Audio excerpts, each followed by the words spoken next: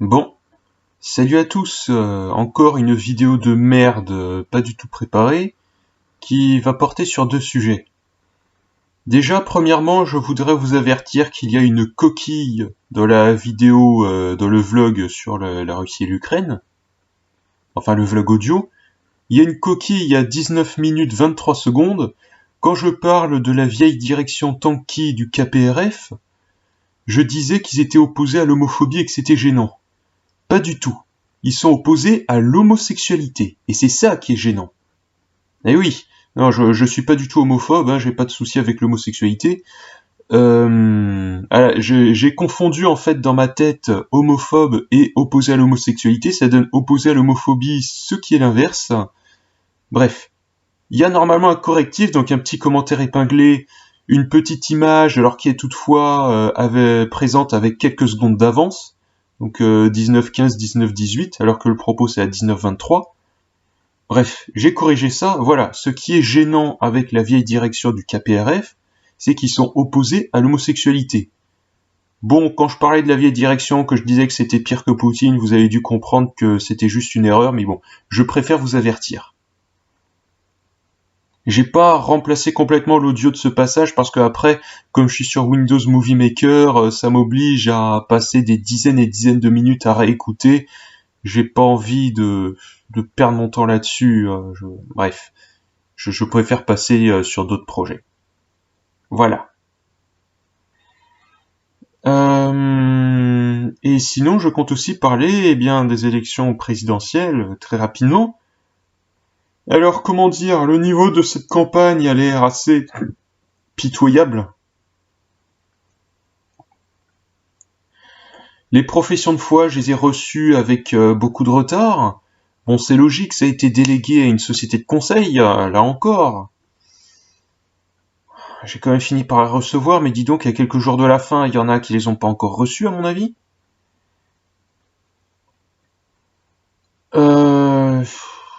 Qu'est-ce que je voulais dire? Ah oui, alors à propos des candidats. On va les passer en revue, les uns après les autres, très rapidement, parce que j'ai pas envie de passer mon temps là-dessus. Et quant au programme, alors les programmes, je les ai pas lus en détail, j'ai juste lu les professions de foi, rien de plus. Franchement, à quoi ça sert de lire le détail des programmes quand on sait qu'ils ne sont donnés qu'à titre indicatif? Ils ne sont présents qu'à titre indicatif, les programmes, donc autant se limiter aux grandes lignes, plus, au lieu de lire et détailler les programmes, plutôt d'abord s'intéresser à la situation des partis, qui les soutient, est-ce qu'il y a des grandes fortunes non qui soutiennent, la composition de classe, le vote de classe, etc., etc. Faut plutôt analyser ça pour voir, essayer de déterminer ce qui pourrait se passer s'ils sont au pouvoir. Honnêtement, c'est mon avis, quoi. Bref, commençons. Alors déjà, bien à droite, il y a eu un peu de remue-ménage parce qu'il y avait eu la candidature Zemmour. Bolloré qui tente de soutenir un candidat attitré parce qu'il se dit que LR ça va plus marcher, alors il tente avec autre chose, donc il tente avec quelqu'un qui est son protégé. Zemmour c'est directement le poulain de Bolloré, il est employé par lui. Du coup, il essaie de le lancer sur la présidentielle. Au début, il le faisait assez prudemment, puis quand il a vu que la sauce commençait à prendre, on savait qu'il allait poursuivre jusqu'au bout. Et Zemmour a déclaré sa candidature pour le compte de Bolloré. Alors Zemmour, que dire sinon que c'est un petit vendu au capital qui fait un peu la synthèse entre Sarkozy et Maigret. Il reprend une ligne identitaire, mais très compatible avec le néolibéralisme. Alors il sort en plus de la démagogie libérale classique. Oui, je compte rapprocher le salaire net du salaire brut. Autrement dit, il compte réduire les cotisations. Déjà, il n'est pas sûr que les salaires augmentent. Concurrence entre capitalistes et nécessité de l'exploitation oblige, ça va pas forcément augmenter autant que les cotisations vont se réduire, voire même ça pourrait ne pas augmenter du tout. Et pendant ce temps-là, avec les réductions de cotisations, il y aura réduction des financements des services publics, de divers services, et qu'est-ce que ça va donner? Ça va donner de la privatisation, des passages de répartition à capitalisation, ça va être une catastrophe. Bref, Zemmour, c'est un petit gobelin vendu au capital, hors de question. Il semblait un moment en mesure de concurrencer le Rassemblement national, il y a quelque temps, sauf que là, avec ce qui s'est passé en Ukraine, ça l'a fait un petit peu baisser dans les sondages, j'ai remarqué, et il a poursuivi sa baisse avec, on va dire, un phénomène de vote utile de droite dure. Hein. Voilà. Le RN, je pensais que... Le RN, là, qui est bien parti pour se qualifier au second tour, je pensais qu'il allait devenir un parti sarkozyste. Sauf que là, vu qu'il y a Zemmour, je pense que non. Vu qu'il y a Zemmour, je pense qu'ils vont essayer de garder une ligne un peu plus d'apparence étatiste, même si, alors qu'on regarde les propositions, ils veulent plus sortir de l'UE, ils veulent plus sortir de l'euro. Au niveau socio-économique, il y en a pas des masses, hein, ça reste avec certains trucs libéraux. La ligne Philippot, c'est fini. Ils sont juste moins extrêmes que Zemmour sur le néolibéralisme, mais ils le sont un peu quand même. Hein. Voilà, quoi. Non, j'irai pas voter pour eux. Si un second tour Macron-Le Pen, je vote blanc, quoi. J'ai pas envie de choisir entre les deux, ils vont tous les deux trahir. Alors, j'ai aucun souci avec l'opposition à l'immigration ou une ligne un peu identitaire tant que c'est pas conservateur. Hein. Ça va, je suis islamophobe, je suis anti-immigration, je suis nationaliste. Hein. Simplement, voilà, je compte pas je compte pas voter pour des partis qui sont vendus au capital. Quoi. Voilà. Dupont-Aignan, il y vote un peu à la marge parce qu'avec la concurrence du RN et de Zemmour, pour lui c'est très dur. Il a une ligne d'apparence un peu plus souverainiste, mais pour les mesures genre l'emploi, la relocalisation, ça reste des trucs de type baisse des charges, baisse des impôts, pas de véritable grande politique de redistribution.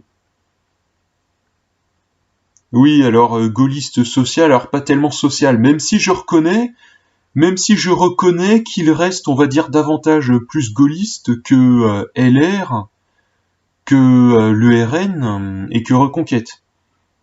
À mes yeux, il n'est pas complètement gaulliste. Il est loin d'être complètement gaulliste. Hein, il compte pas vraiment sortir de l'UE.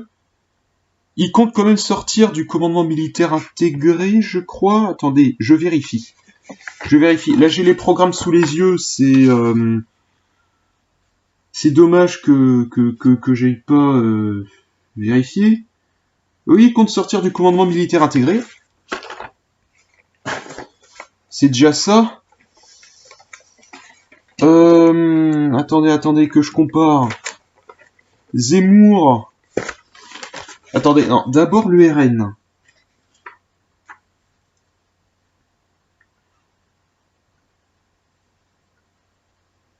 Puissance d'équilibre, etc.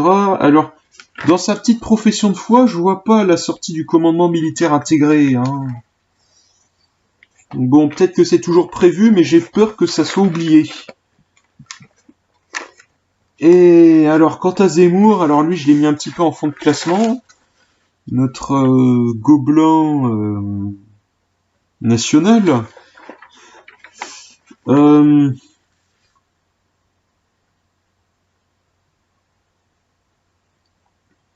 Lui, à propos de l'armée, de l'industrie, de l'innovation, il parle plus d'efficacité, plus de modernité, mais pas plus de souveraineté. Hein.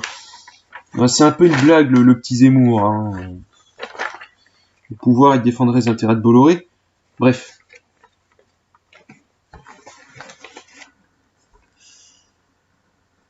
Ouais, alors, ça, c'était donc Debout la France. Un peu plus intéressant que les deux autres, mais... c'est pas véritablement antilibéral, c'est pas véritablement l'aspect social est surévalué à mes yeux. Bon. Jean Lassalle. Alors, Jean Lassalle, bon, le type, il est peut-être un peu bien intentionné, mais son programme, c'est un peu un truc un peu attrape-tout.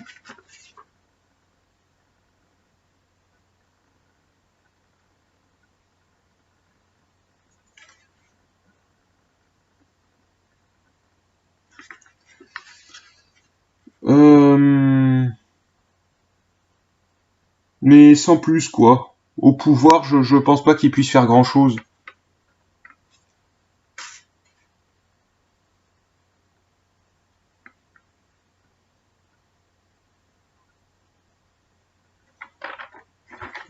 Euh... Ouais, je vous le dis, c'est décousu parce que c'est pas du tout préparé. LR, alors Pécresse, c'est Macron en blonde? C'est tout. C'est Macron en blonde, je suis désolé, qu'est-ce qu'elle ferait de différent? Sachant que pour mener sa politique En Marche, il a pioché des personnes chez LR. Pour appliquer une politique digne de LR, qu'est-ce qu'elle ferait de différent?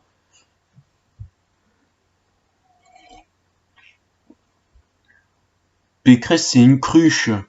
C'est Macron en blonde, quoi, c'est tout. Dans les sondages, alors, elle semblait à un moment avoir des scores très importants suite à son élection de la primaire, mais quand on regarde le détail des scores, c'était surtout des retraités qui votaient pour elle. C'était avant tout un vote des retraités. Tous les vieux retraités boomers qui ont été matrixés durant leur jeunesse, qui sont un produit de l'époque où on croyait encore en Mitterrand, où le tournant néolibéral n'était qu'à ses débuts, où on sortait d'une ère un peu de forte croissance de l'ingénierie sociale. Eh bien, c'est l'époque où les conditions de vie progressaient, comme le droit du travail et compagnie. De toute cette époque, ils ont été matrixés par ça et lorsqu'ils avaient un minimum réussi et qu'ils s'étaient mis à voter à droite, ils ont gardé l'habitude de le faire. Alors oui, ce qu'il faut noter, c'est que LR, même s'ils sont en perte de vitesse, le vote a une forte inertie parce que c'est le vote conservateur, le vote de l'habitude, de la tradition. Du coup, il tend à avoir plus d'inertie que les autres. Et c'est pour ça qu'ils continuaient beaucoup à voter LR, même si là, visiblement, ils sont en train de se tourner vers Macron. C'est logique, hein, LR, c'est un parti de l'ancienne génération, il mérite de disparaître. En Marche, alors bon, En Marche, vous avez vu le quinquennat? Néolibéralisme autoritaire à donf. Juste avant, il y avait la loi travail, ensuite, remplacement de l'ISF par l'IFI, baisse des APL, réforme des retraites, suppression du statut de cheminot, réforme de l'assurance chômage, tentatives de privatisation qui ont capoté parce qu'il y a eu le Covid, là le Covid qui a sauvé, qui nous a sauvé entre guillemets de certaines privatisations.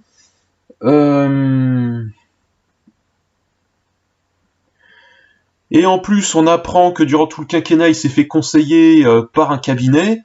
Au lieu de faire confiance à l'appareil d'État, il délègue au privé, donc encore une forme de privatisation. Privatisation du conseil du gouvernement, entre guillemets, plus soupçon de détournement de fonds publics parce que c'était payé avec l'argent public et avec de fortes sommes qui n'ont fait qu'augmenter. Un cabinet qui en plus est domicilié fiscalement, je crois, au Delaware, ce qui lui permet de ne pas payer d'impôts en France. C'est une vraie catastrophe, quoi. C'est une honte.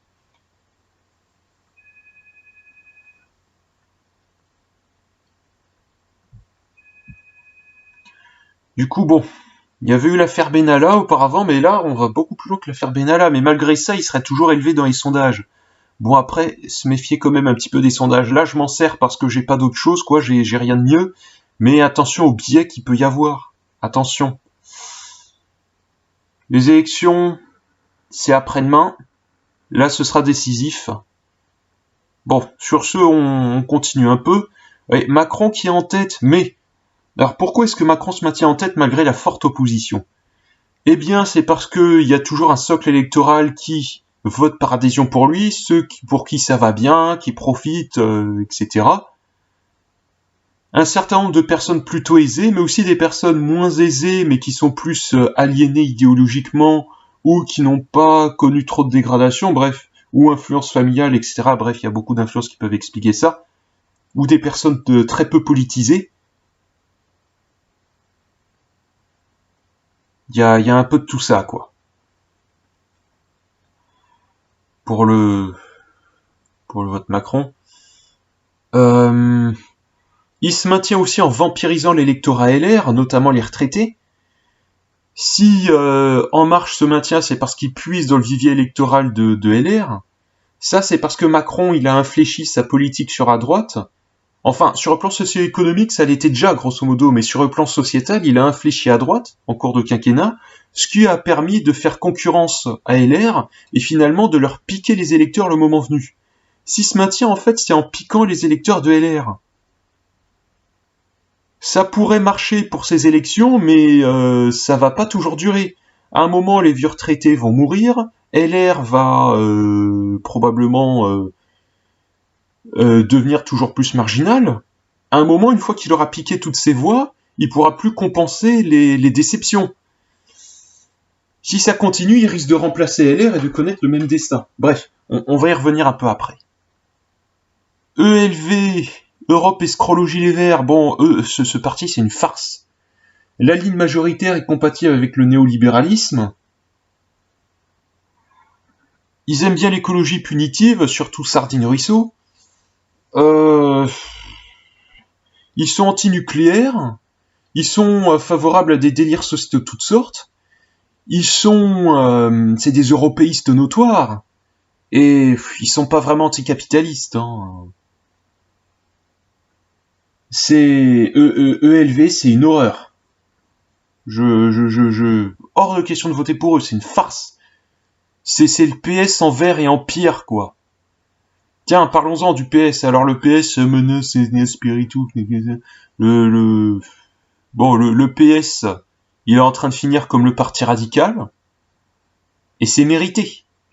Le PS va finir comme le parti radical, c'est complètement mérité. Le PS, c'est eux qui ont engendré, Macron. Macron, il est passé par eux. Macron, il vient de là-bas. Le PS a amené une politique qui préfigure directement celle de Macron. Et Hidalgo, c'est l'incarnation du reste de gauche caviar qui est resté au PS, quoi. Elle, au pouvoir, elle nous ferait du Macron.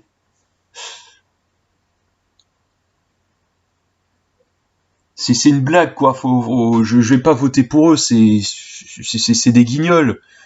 Selon la vidéo de Tsitsimit, le PS aurait pratiqué le trucage des votes internes, paraît-il. Bon, on laisse tomber ceux-là. On laisse tomber. La France insoumise, alors Merluchon, il remonte à nouveau dans les sondages, pas autant que la dernière fois, mais il connaît une nette remontée. Bon, parce que le souvenir de ces pétages de plomb sont un peu moins présents chez certains, et aussi parce que... Alors, le premier phénomène qui fait que Mélenchon monte, c'est qu'il est considéré comme le vote utile à gauche. C'était pas le cas en 2012. Il a inversé la tendance en 2017. Là, depuis le début, il est considéré comme le vote utile, ce qui lui permet d'avoir un score assez important. Ce que voilà, Mélenchon, c'est beaucoup un choix par défaut. Pour essayer d'avoir un candidat de gauche au second tour. C'est surtout un choix par défaut. En 2012, c'était un choix clairement de la radicalité, où il avait quand même fait plus de 10% malgré le PS. En 2017, il avait inversé la tendance en pleine campagne. Il était derrière le PS. Il l'a rattrapé, il l'a dépassé. En 2007, c'était dingue ce qu'il avait fait. Là, en 2022, depuis le début, il est en tête, du coup, il agglomère un petit peu les voix, sauf que dans les faits, quand on regarde, bon, ok, il y a un programme social-démocrate assez radical. Il a mis surtout l'accent sur le socio-économique dans son programme, mais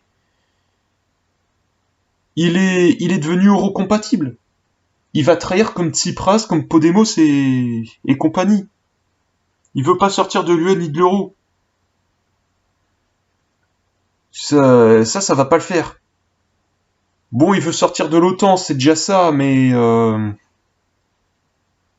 sortir de... Et il faut aussi sortir de l'UE et de l'euro, quoi.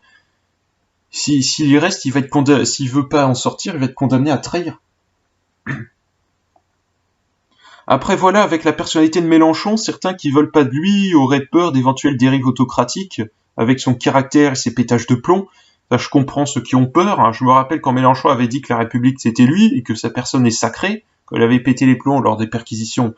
Ça rebute pas mal de gens. Hein. Bon, après, il y a les quelques revirements sur la question sociétale. Ça, alors oui, ça c'était un signe avec la trahison sur l'européisme, c'était un signe qui voulait revenir sur une stratégie d'union de la gauche, en draguant l'aile gauche du PS qu'il avait rejoint d'ailleurs. Ça, selon moi, c'est pas correct. Il a essayé de donner des gages au reste de la gauche plutôt que de faire un truc, on va dire, plus cohérent, avec notamment l'opposition à l'UE. Il était déjà un petit peu incohérent sur ces questions, sauf que là, c'est parti à volo, quoi. Il fait quand même de bons scores, alors oui, surtout par vote utile, plus un peu le programme socio-économique, mais voilà, quoi. Ces pétages de plomb et ces quelques reniements sur la question sociétale, là, il fait quand même de bons scores à cause du phénomène de vote utile, mais sinon, il serait devenu marginal, quoi.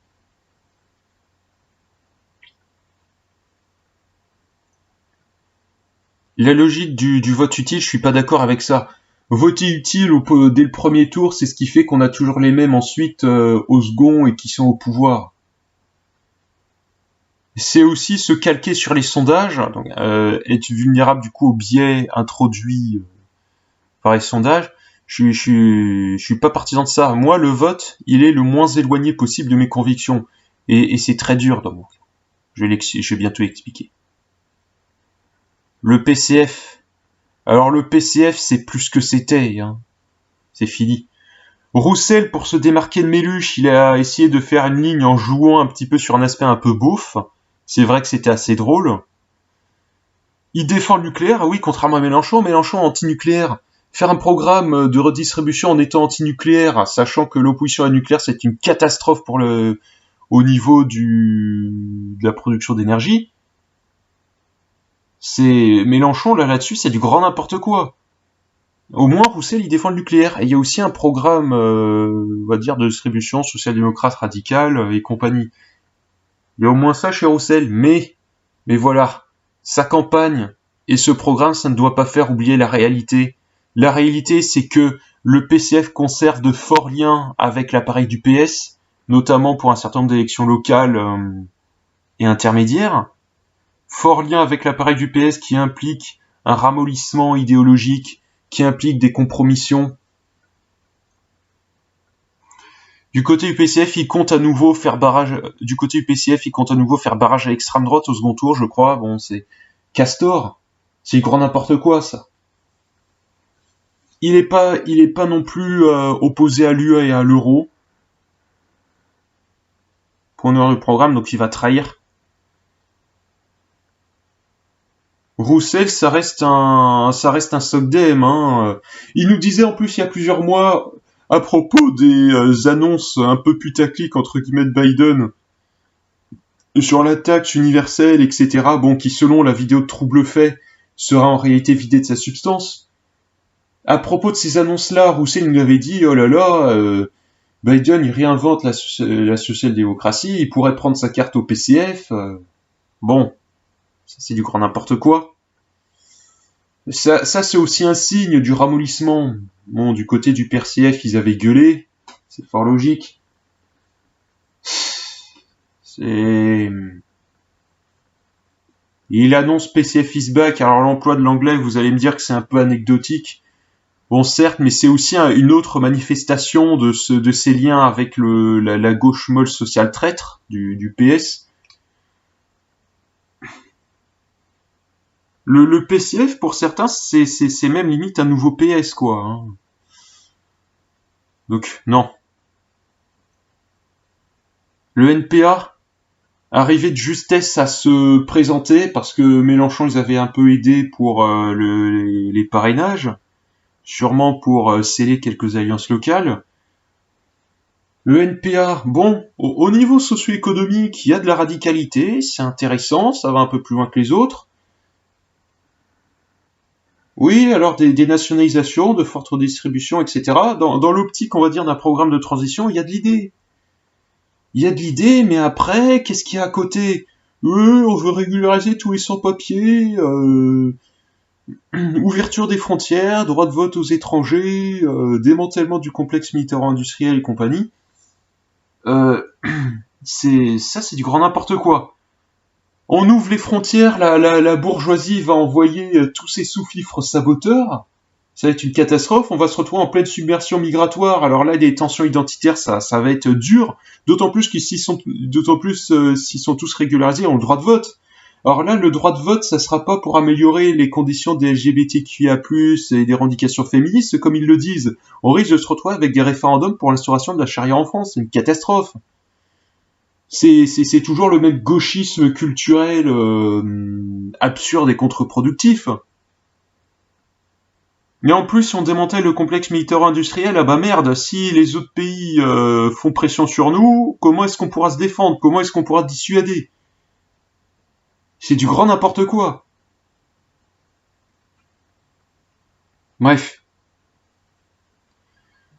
Bon, enfin, il y a Lutte ouvrière. Alors, Lutte ouvrière, il verse aussi un petit peu dans ce gauchisme culturel, mais pas autant. Sur certaines questions, laïcité, communautarisme et compagnie, et les religions, ils sont fermes. Ils sont plus fermes là où NPA, il y a des compromissions.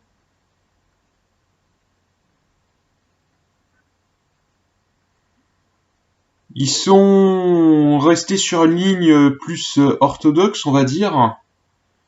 Là où le NPA, il y a des alliances entre réformistes et révolutionnaires, ça a été conçu sur cette base, résultat, il n'y a pas vraiment de cohésion interne, il y a des scissions à n'en plus finir. Du côté du Tourière, ah oui, plus orthodoxe, plus sur une ligne révolutionnaire et ferme sur certaines questions aussi sociétales. Après, il y a toujours, oui, liberté de circulation et d'ascension pour les migrants, etc. Il y a toujours des trucs dans le genre, mais bon. Je pense quand même voter LO parce que bon, je suis communiste révolutionnaire, même si un peu particulier. Ouais, je suis nationaliste, je suis anti-immigration. Anti-religion, hein. Pas non plus pour interdire les religions, parce que ce serait comme vouloir abolir les religions sur ordre du grand moufti, pour paraphraser Engels. Je pense pas ça, hein, mais ouais, je suis un peu particulier. Mais voilà, le vote, en fait, il faut pas voter pour l'idéal, sinon rien. On vote, on va dire, au moins éloigné des convictions. Faut voir ça comme un moyen de lutte périphérique, c'est tout. Périphérique parce que c'est loin d'être le plus important. Les luttes, c'est déjà dans les entreprises contre le capital. Le vote, c'est périphérique. Je vais peut-être quand même voter lutte ouvrière. Je suis bien embêté, hein. Moi je suis national communiste autogestionnaire, mais il n'y a pas d'organisation nationale communiste autogestionnaire. S'il y avait une organisation de ce type, elle aurait été fort probablement très rapidement interdite parce que jugée trop subversive.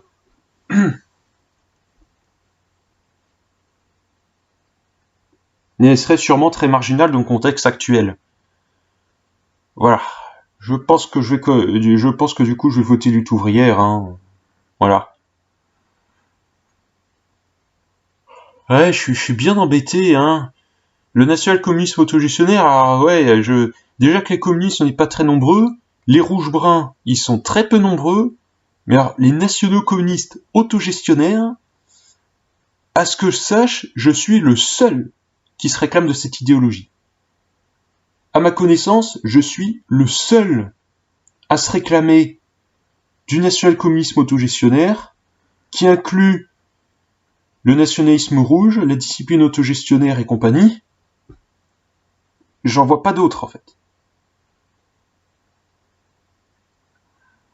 Bon. Y a-t-il autre chose à dire concernant le paysage électoral? On risque de se retrouver avec un Macron-Le Pen au second tour. Si c'est le cas, si on a Macron-Le Pen, je voterai blanc. J'aime bien aller voter parce que ça me fait une petite sortie, un petit trajet, mais j'irai voter blanc dans ce cas-là. C'est Macron, parce que c'est l'horreur, le RN parce qu'il trahira, Ah oui, je reproche pas au RN d'être soi-disant fasciste ou d'être raciste. Moi, les politiques nationalistes anti-immigration, anti-islam et compagnie, ça me pose pas tellement de problèmes, hein. Ce que je pense, c'est qu'ils vont trahir sur le plan socio-économique. Il y a beaucoup de prolos. Alors, j'ai remarqué, le vote ouvrier, les prolos qui votent, ils votent de préférence pour le RN.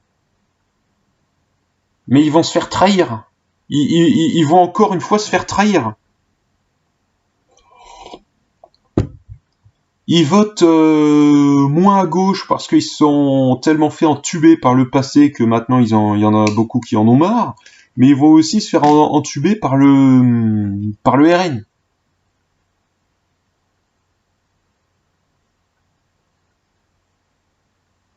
Bref.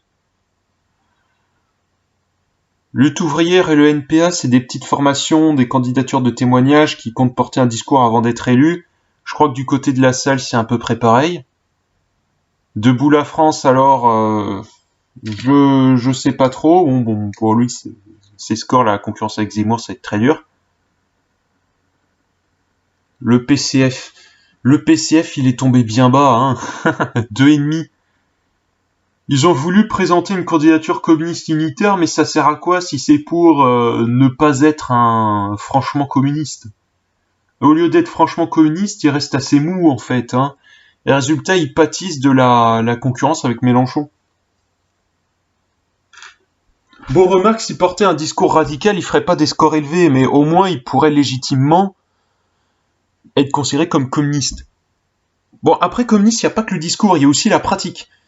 Les luttes, la méthodologie organisationnelle interne, etc. Et le PCF, c'est toujours pas ça. Le PCF, c'est pas ça du tout, hein. C'est plus une organisation stalinienne, mais il reste certaines pratiques lointainement héritées du stalinisme, à en croire certaines personnes. Lointainement, hein, c'est plus tout à fait stalinien. Et politique au service d'un ramollissement.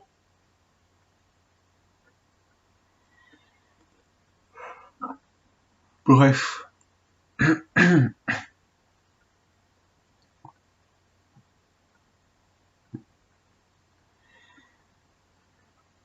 Le PCF, en plus, il compte nouer des accords pour les législatives avec le PS. Alors voilà, si le PCF et le PS perdurent, c'est surtout par les accords aux élections locales.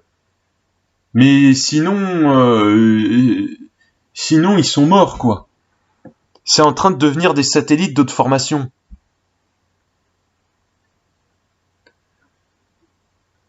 ELV, je sais pas trop ce que ça va donner, hein. Le PS, il pourrait se mettre à graviter autour de ELV. Le PCF, alors il s'était associé à la France Insoumise, c'est à nouveau séparé, mais là je sais pas ce que ça va donner. Au régional, il y avait des partis qui faisaient des alliances avec le PS, d'autres avec la France Insoumise, bref, c'était un peu le bordel.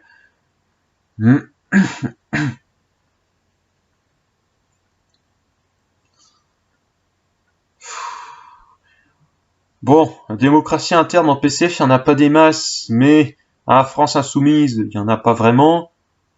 Quant à En Marche, c'est la complète absence, hein.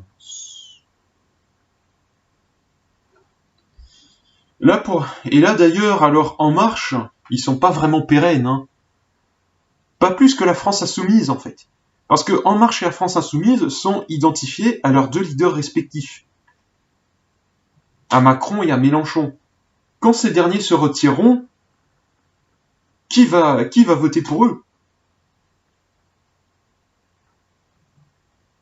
Si Mélenchon se retire, la France Insoumise risque de plonger. On le voit bien quand c'est pas Mélenchon qui est candidat, les scores, ils plongent. Et Mélenchon, il va finir par se retirer, il a 70 ans. Bref, ça va pas durer. Quant à Macron, je me rappelle aux élections européennes, ils avaient collé des affiches avec sa tête alors que c'était Nathalie Loiseau qui se présentait. Comme pour essayer de limiter la casse. Les élections où c'est pas Macron, le messie, entre guillemets, qui se présente, les scores sont plus bas. Alors oui, je blague sur le Messie parce que aux élections européennes, les catholiques pratiquants votaient massivement pour Macron. Peut-être qu'ils le voient comme le nouveau Jésus. Lol.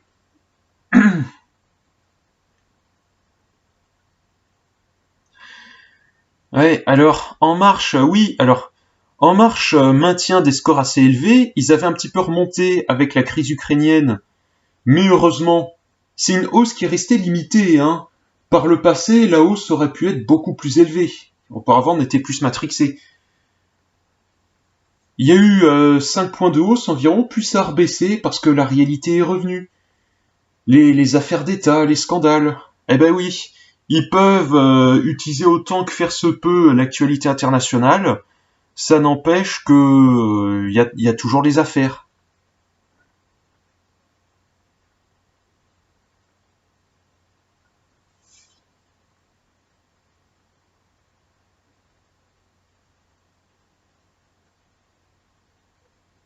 Ils peuvent, ils peuvent pas effacer ça. La réalité finit toujours par revenir. Le scandale, ah oui, ça a été sorti par le PNF, je crois, vers la mi-mars, un peu sur la fin de la campagne. Je pense que ça a été exprès sorti à ce moment-là parce que sinon ça aurait moins d'impact médiatique, enfin moins d'impact électoral plutôt.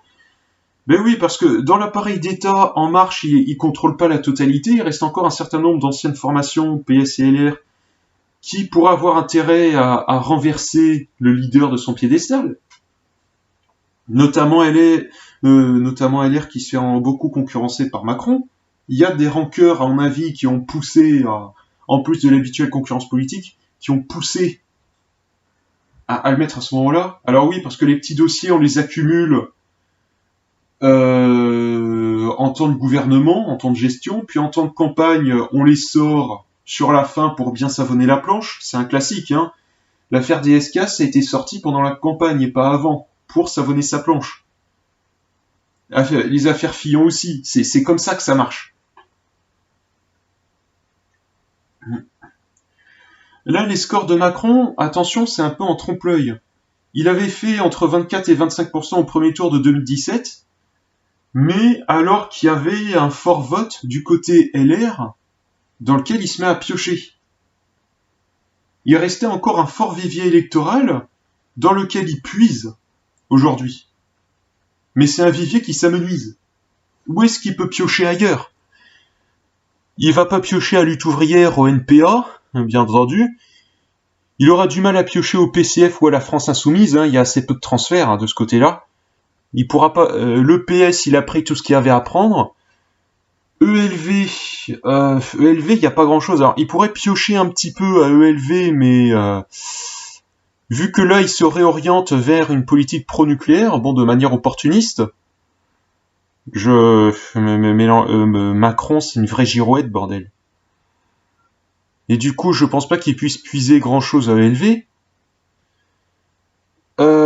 Le Rassemblement national, c'est surtout un vote par opposition à Macron, entre autres, aux politiques néolibérales et compagnie. Bon, opposition qui sera trahie, hein. Les prolos, ils croient que peut-être que ça va changer quelque chose, ou ils votent pour par mécontentement, mais ils vont être trahis.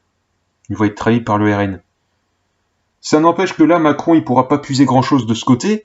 Zemmour, Macron, il avait l'air d'avoir dû avoir piqué un peu d'électeurs au moment de ce qui s'est passé en Ukraine, parce que Zemmour, après tout, il reste très compatible avec le néolibéralisme et Macron avait infléchi sa ligne sociétale sur la droite. Donc ça crée quelques petites passerelles, même si elles sont limitées. Alors, le vote Zemmour, Macron, à l'avenir, il pourra pas forcément puiser grand-chose dedans. Pas beaucoup. Pas beaucoup RN non plus. Dupont-Aignan, il y a quasiment rien, non. La Salle, bof. Pas tellement de possibilités, hein. Bah, c'est surtout LR.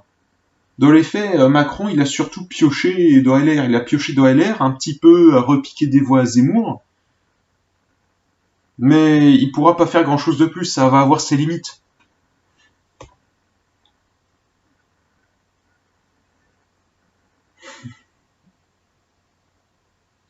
Il y a toujours beaucoup de retraités, environ 20% des votants, qui votent LR, toujours, bah oui, le vote conservateur, de l'inertie, de la tradition, compagnie. Sauf que Macron est en train de petit à petit les piquer. Et ça se voit bien, la courbe d'âge des électeurs Macron, elle est en U. Un peu plus de jeunes, ceux qui sont étudiants, pas encore dans le monde du travail et compagnie, qui sont moins politisés, qui sont à voir.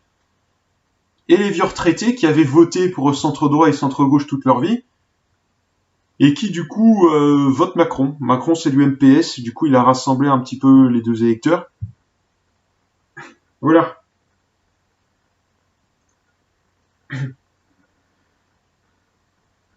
Les retraités, pourtant, à un moment, ils s'étaient fait entuber par Macron, à un moment. Mais là, ils revotent quand même pour lui. Ouais, comme je dis. Alors, c'est pas parce qu'ils sont vieux en tant que tels, hein, c'est pas la faute des vieux ou des boomers en tant que tels, c'est d'abord lié à un contexte social. L'époque où on croyait encore en Mitterrand, où on sortait à peine de la phase des Trente Glorieuses et de la phase de ramollissement politique qui s'en a suivi, l'époque du début du tournant néolibéral avec la nouvelle bourgeoisie néolibérale toute puissante, la nécrose et la chute de l'URSS qui a fait très mal à gauche, des formations qui trahissaient à divers degrés, du fait de la crise du compromis SOCDEM, marquée par un baisse tendancielle du taux de profit, renforcement de la bourgeoisie, affaiblissement du mouvement ouvrier de diverses manières. Bon, ça j'en parle plus en détail dans mes articles, mais c'est tout ce contexte social qui a conduit, on va dire, les vieux d'aujourd'hui qui à l'époque étaient plus jeunes à voter surtout aux alentours du centre, plus bourrage de crâne médiatique croissant avec l'appropriation croissante des médias par un petit nombre de grandes familles bourgeoises. C'est tout ce contexte-là qui a fait que les vieux d'aujourd'hui qui à l'époque étaient jeunes avaient surtout voté de plus en plus vers le centre et qu'aujourd'hui, par convergence centriste, ils votent Macron. C'est surtout un contexte social, quoi. Ils sont les produits de leur époque. Je sais pas trop comment l'expliquer en détail, mais c'est un peu de ça, quoi. C'est pas la faute des vieux en tant que tel. Faut pas basculer dans un conflit générationnel. Faut rester sur un conflit de classe. Même si je comprends qu'on puisse avoir un peu d'animosité envers ces boomers qui veulent retirer nous retirer les conquis sociaux dont ils ont profité, je comprends qu'il y a un peu d'animosité, mais avant de les considérer responsables individuellement, il faut d'abord analyser le contexte social qui a produit ça. Ils sont pas responsables individuellement de ça, les gens. Même si je comprends que vous puissiez ne pas apprécier, faut déjà voir le contexte social. L'affaiblissement du mouvement ouvrier, ça a été nécrose puis chute du RSS, bureaucratisation interne, croissance de la CMS, forte croissance de la classe moyenne salariée par rapport au prolétariat, ça induit nécessairement des clivages, ce qui a permis après à l'État, avec une stratégie du tiers inclus, d'imposer une médiation aux extrêmes, aux radicaux, autour d'une convergence progressive vers le centre. C'est bon, je reviens pas dans les détails, sinon ce sera trop long, mais bref.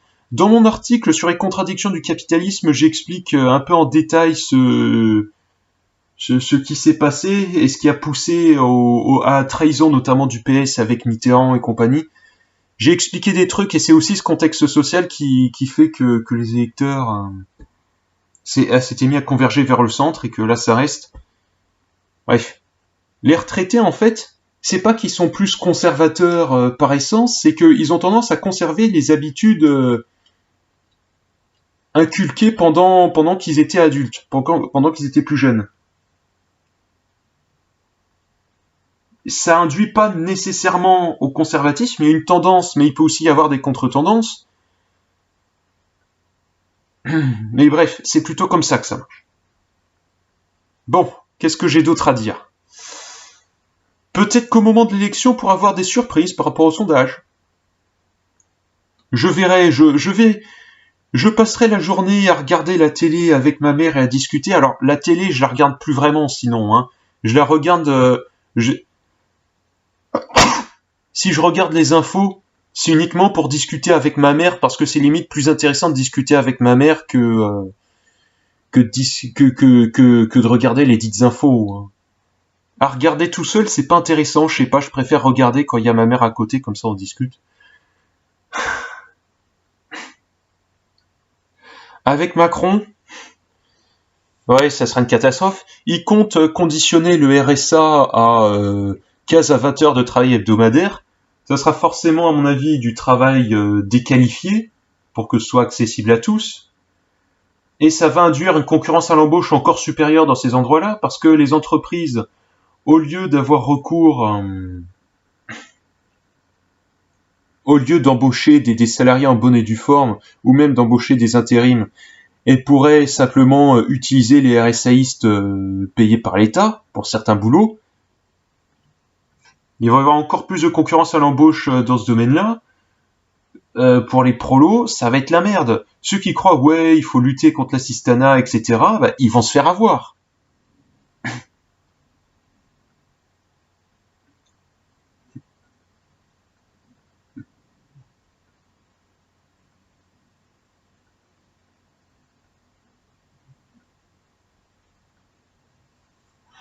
Euh,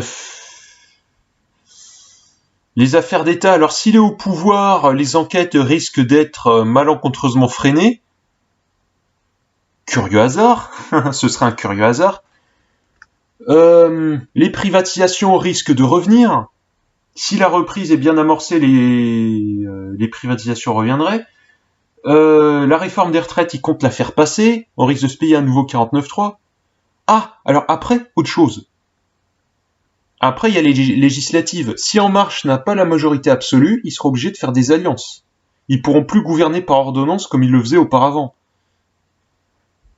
Or, quand on sait qu'ils avaient employé le 49.3 pour la réforme des retraites alors même qu'ils étaient assurés de voter la loi, juste pour aller plus vite, parce que LFI, ils avaient déposé plusieurs milliers d'amendements pour tenter de faire obstruction, ils avaient utilisé le 49.3 mais pour ça alors qu'ils étaient assurés que ça passe à l'Assemblée. Oui, parce qu'après le Sénat c'est différent, mais à l'Assemblée ils étaient assurés que ça passe. Là, s'ils sont même plus majoritaires, les recours au 49.3 ils risquent d'être encore plus nombreux. Mais les centristes qui glissent vers la droite, là, c'est les moins démocrates en fait. Bon, voilà, je parle des élections, mais si c'est encore Macron, les gars, faut pas... J'y reviendrai plus tard, mais si c'est encore Macron qui passe, faut pas en faire tout un fromage. Le moment central des luttes, c'est pas les élections. C'est les luttes en entreprise et dans la rue. Les gilets jaunes, c'était plus important qu'une élection. À mes yeux. Et pas qu'à moi d'ailleurs. C'est surtout ça qui est important, c'est les luttes, quoi. Bon. La vidéo est longue, on va essayer de faire moins d'1 heure cette fois. J'ai dit un petit peu le gros de ce que j'avais à dire, j'ai essayé de rester un peu simple, parce que là je pense que je suis déjà assez dur à suivre, mais bon. Voilà, donc j'ai parlé surtout des présidentielles et j'ai parlé de la petite coquille de la vidéo précédente. Pas du tout une vidéo préparée, hein. Du coup j'ai dit un peu n'importe quoi. Mais bon, j'ai corrigé ça. Ouais, à l'oral, j'ai tendance à faire des erreurs comme ça, alors qu'à l'écrit, à l'écrit, je me relis beaucoup. Bon, eh bien, ça sera tout. À plus. Allez à Jacques Taé pour les présidentielles.